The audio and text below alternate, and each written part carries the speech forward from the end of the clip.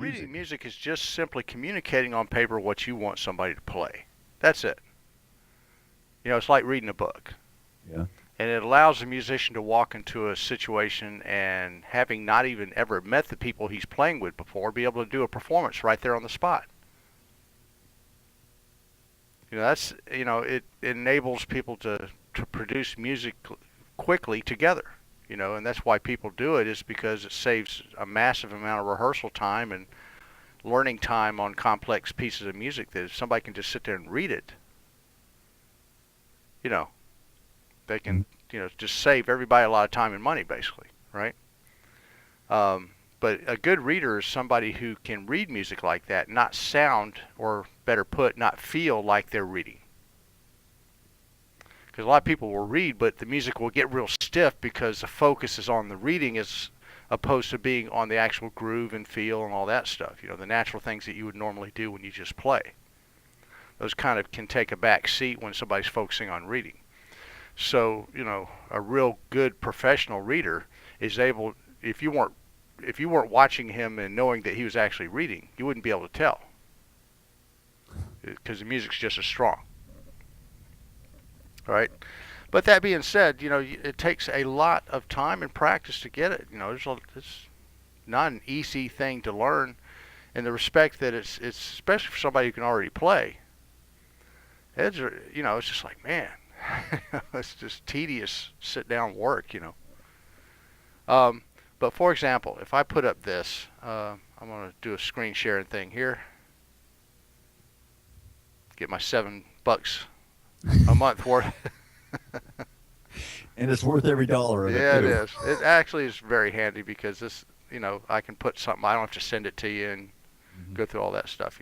See, reading consists of 3 basic elements. Let me start there first. First of all, knowing all your note names on your neck like you know your name. Mm-hmm. If I said, "What's that note?" "What's that note?" You'd be able to just boom, boom, instantly tell me. Right? Mm-hmm. The second part of reading is knowing the written range, meaning knowing what the note looks like on paper by name, which you were able to do really good there, but also knowing where those notes go on the bass. Mm-hmm. And the third element is reading and counting rhythms. Yeah. And it's about going through these procedures. Right, you're already able to identify time and key signatures. You're able to pick up on that key of C really fast, which is good, knowing that it means no sharps, no flats. Also, that because the slide itself, page 19, that is, since all the notes, there's no accidentals or notes outside the key signature, or random sharps and flats, in that piece, that all those notes are going to be out of the notes of the C major scale. Mm-hmm. Right? They go along with the major key that the key signature is associated with. Now, because of this, we can use our major scale boxes to help us with fingering. Yep. Right? Mm-hmm. So, if we go back to page 19, so we want, as you see, rule number 2 there is to find the lowest and highest notes in closest proximity to each other in each reading position. Let me know when I'm back. You're back. Okay. So if we scan our piece down, we see our highest note is B, and then our lowest note is E. But on 4-string bass, or any string bass really, that open E isn't really significant in the fact it's not forcing us to be down the first 4 frets. Right, because I can be anywhere on the bass neck and hit an open E without having to move my left hand. Right? I don't understand what you can be anywhere on the bass neck and hit. I can be playing up here and go. Yes. I don't have to have my hand down here. The one that's a deal breaker for that is the F, the first finger, first fret on the E string note. That's the one that's saying, okay, you got to be there for that on 4-string. Mm-hmm. Right? So, for really, as far as what really matters as far as lowest and highest notes in closest proximity to each other, the one that's really forcing the hand to be in a certain place on 4-string is that F, not the open E, even though the open E is technically the lowest note. So when you're looking for lowest notes, bear in mind that the lowest note, the significant factor may be Not the actual lowest note, but the one that makes you play it in a certain place. Okay. Right? Okay. Mm-hmm.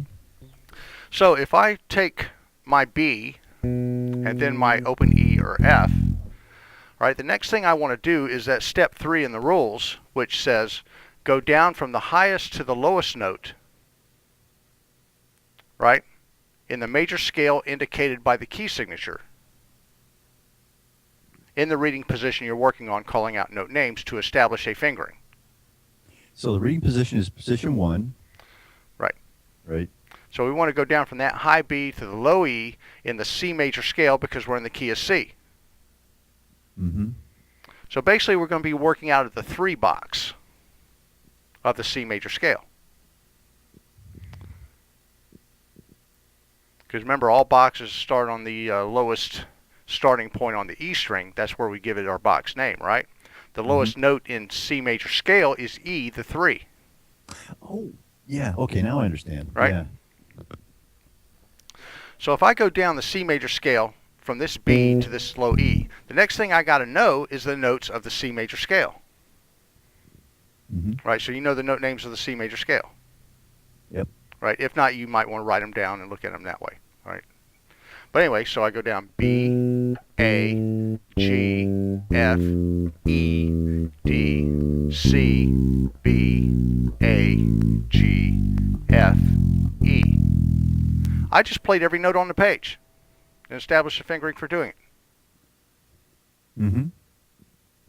Just by doing that, I set that whole thing up. Starting with the high B. Now, I could have gone from the low note up. I mean, I could have gone up too. The point is that by doing that one little thing, I've established a fingering for every note on that page. So with this, those note reading rules, basically what we're trying to set up is a kind of a checklist that you go through. Eventually, you'll just be able to click these steps off in your mind. You'll scan a piece, you know, kind of get a bearing on where the best place to play it on the neck is to cut down on unnecessary shifting this way. Because you're going to, if you're in a sight reading situation, you're going to want to keep your eyes on the music, not looking at your bass neck. Mm-hmm. Mm-hmm. Right? So with step number 3, going down from the highest to the lowest note in the major scale indicated by the key signature, calling out note names as you go. Now it's very important to look at your bass neck as you do this, and you want to go up and down and create a mental movie in your mind. In other words, pretend like your eyes are video cameras. Right? And take a video of your hand playing this, because you know how those helicopter pilots, you know, the Cobra pilots have that little thing over their eye and they're getting like video display? Mm-hmm. That's kind of what you want to have when you're reading music. But in that video display, you're seeing your left hand, but your eyes are on the music. You're kind of creating that little thing to where you can, in your mind, you're seeing what your left hand is doing. Right? Mm-hmm. While you're not actually physically looking at it. So to help develop this, we look at our left hand. All right? You know? Yeah. All right, so B, we just go up and down looking at our left, calling out note names. B, A, G, F, E, D, C, B, A, G, F, E, E, F, G, A, B, C, D, E, F, G, A, B, B, A, G, F, E, D, C, B, A, G, F, E, E, F, G, A, B, C, D, E, F, G, A, B, B, A, G, F, E, D, C, B, A, G, F, E.